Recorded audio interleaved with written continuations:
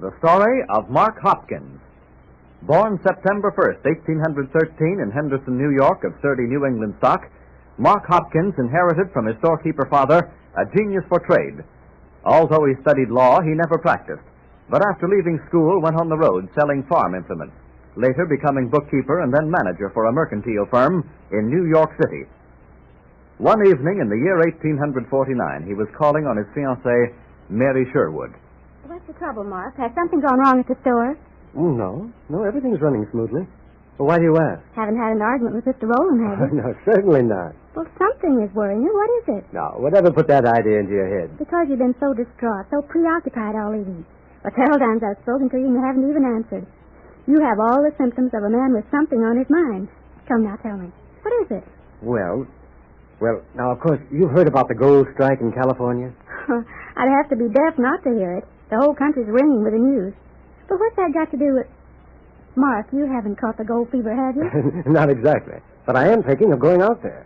Mark. Oh, not as a miner, as a merchant. A merchant? Yes. Listen, Mary. All those thousands of people rushing to the gold fields will need food, clothing, tools, cooking utensils, everything.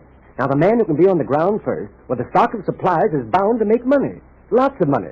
Well, I'm going to be that man. But how are you going to buy your stock and get it out there? That'll take capital. I've got that all figured out. Now, I've spoken to several men who are willing to go in with me, invest $500 each in the enterprise. We're going to form a company. I've already chosen a name for it, the New England Trading and Mining Company. Oh, I tell you, Mary, we'll all be rich.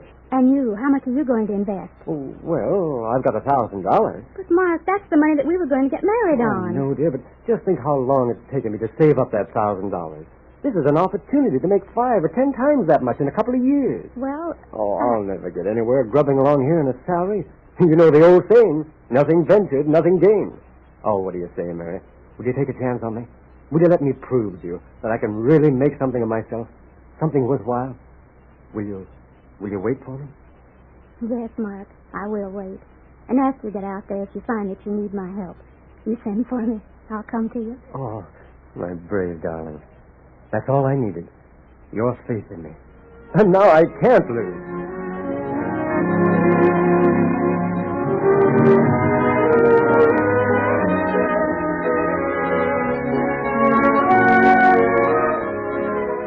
Hopkins organized his company and with $13,000 worth of stock and equipment embarked for San Francisco. On the long voyage around the Horn, he studied Spanish to facilitate his dealings with the native Californians. On his arrival, he located in Sacramento and went into the business of hauling and selling supplies to the mining camps. It was a hard life and fraught with danger.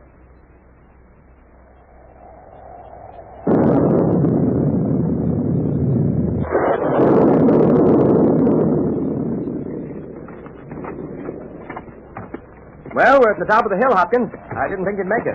It's quite a pull, all right. I got a pretty heavy load for this kind of weather. Mighty nice of you to let me ride with you over to Placerville. Let me drive for a while. I know you're tired. Well, all right, Miller, here you are. I'm glad to have your company. Oh, say, how are you coming out on your claim? Oh, pretty well. But I was never cut out to be a miner. I'm thinking of selling out. You got enough of it, huh? Well, it's like this. I want to bring my wife and baby out here, and a mining camp's no place for women and children. Yeah, you're right there. You know, I'd like to get me a job in San Francisco or Sacramento. Settle down and make a home for myself and family. Great heavens! Put on the brakes. It won't hold. Brake rod's broken. Hang on to the lines, Miller. I'm afraid we're going to get down this hill in a hurry. Look out for that sharp turn ahead. I can't do anything about it. Just hang on and pray that we don't go over into the canyon. Here we go. We're going over. No, we're not.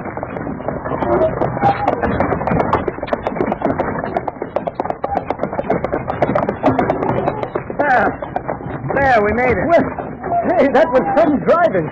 Oh, Miller, you're a wonder. Hey, look at that river. It's overflowing its banks. It's a flood. It's torrent. Good Lord, the bridge. Is it torn out? No, it's still standing, but the water's rushing over the floorboard. Oh, hope it'll stand till we get across. Can't stop now. Too much momentum. We gotta take a chance. Well, here we go. Look, Charlie, get up there. Get up.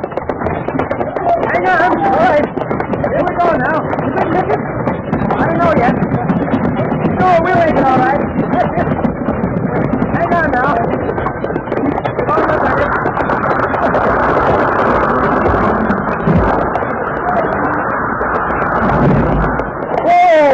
Whoa! Hold up in there now. Hold up. Whoa there, boy. Hold up there now. Oh. Oh.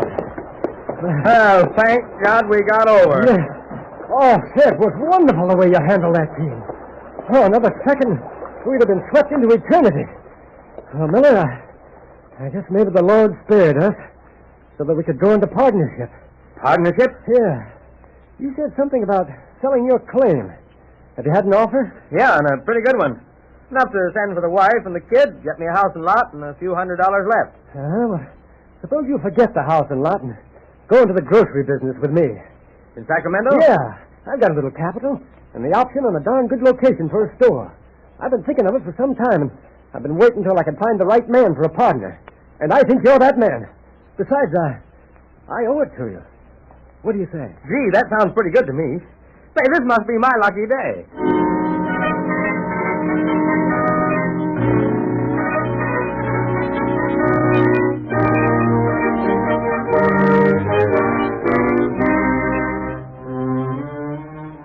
The firm of Hopkins and Miller prospered, and in 1854, Hopkins made a trip to New York and married Mary Sherwood, bringing her back with him to Sacramento. That same year, he formed another partnership, going into the hardware business with Collis Huntington, a venture that was highly successful from the start. The back room of the hardware store of Huntington and Hopkins was a favorite rendezvous for many of the men who made history in the early days of California. One evening in the year 1859, the two partners were discussing with Leland Stanford some serious news that had just arrived by overland pack train when E.B. Crocker entered. Hello, boys. What do you got there? New York paper? Yes, the Tribune. Yeah, I haven't got mine yet. What's happening in the... Plenty. That fanatic John Brown led a band of his followers into Harper's Ferry, captured the town, and seized the national arsenal. Well, for the love of Pete. What was the idea? To arm the slaves and to incite them to revolt against their masters. He hoped to light the spark of a general insurrection of all the Negroes in the South. Well, did he succeed? No, he was captured by Lieutenant Robert E. Lee.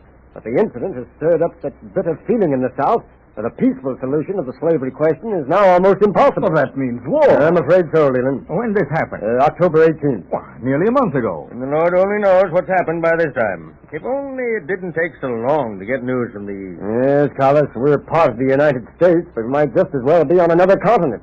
As far as knowing what's happening in our own country is concerned. Yes, when it takes 4 or 5 weeks to come from New York by way of the Isthmus of Panama, and nearly as long by rail and pack train overland. If we only had a railroad across the continent. Well, Congress has been talking about it for a good many years, but they can't decide on the best road. And if Secretary of War Jefferson Davis has his way, it'll be built in the south via El Paso. I tell you, if we want a northern railroad, we'll have to do something about it ourselves. If we start to build from this end, it'll be much easier to persuade the government to build out from Omaha, to connect with our line. But how are we going to get across the Sierras? They say it's impossible. Well, Theodore D, the engineer, doesn't think so. He's explored the entire country many times, and he says that a practical route is by way of Dutch Flat and over Donner Pass. Yes, he's been trying to get the legislature to appropriate funds for a survey of that route, but he hasn't succeeded. I was talking to Judah today, and I suggested you try to get private capital to finance the survey. How much would he need? About $35,000. Oh, he ought not to have much trouble getting that. Why, I'd be willing to... Say, that's an idea. Why don't we put up the money? We? Yes. 7 of us chip in $5,000 apiece. I've got faith in Judah, and I'll put up my share. How about you, Collis? Oh, you can count me in. And me. And I know I can speak for my brother, Charles. Well, that's splendid. How about you, Stan? Oh, I'm in. That makes $25,000. And we'll get James Bailey and Louis Booth to put up the rest of the money. They're just as enthusiastic about a railroad as we are. Well, gentlemen, tonight a great enterprise has been launched. One that is destined to bring wealth and prosperity not only to California, but to the entire Great West.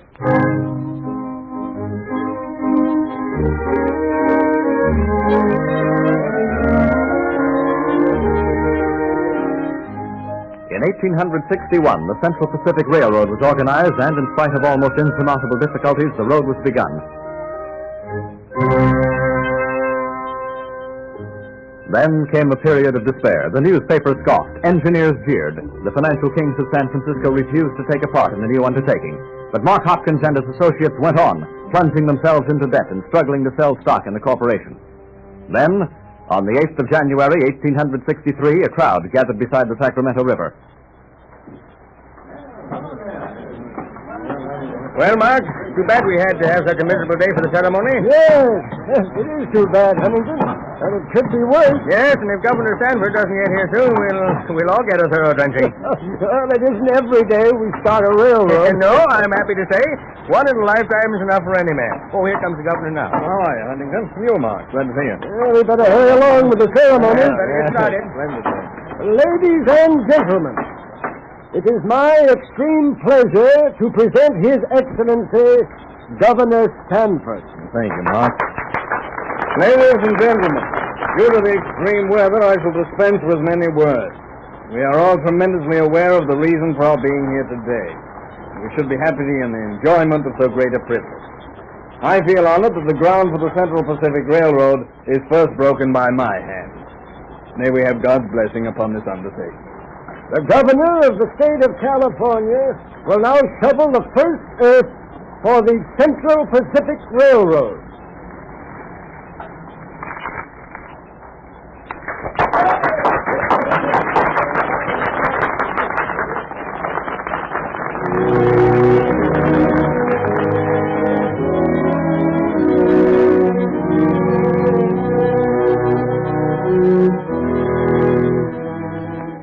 A ribbon of steel slides out over the rock-ribbed, snow-covered heights of the Sierra Nevada mountains and across the arid wastes of the great American desert.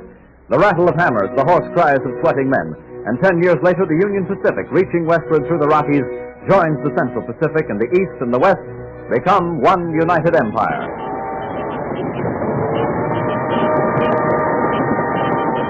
The successful completion of the gigantic task was due in no small measure to the efforts of Mark Hopkins. He was appointed treasurer of the road and remained such until his death in 1878, when his fortune was estimated at $20 million. Mark Hopkins, Captain of Industry.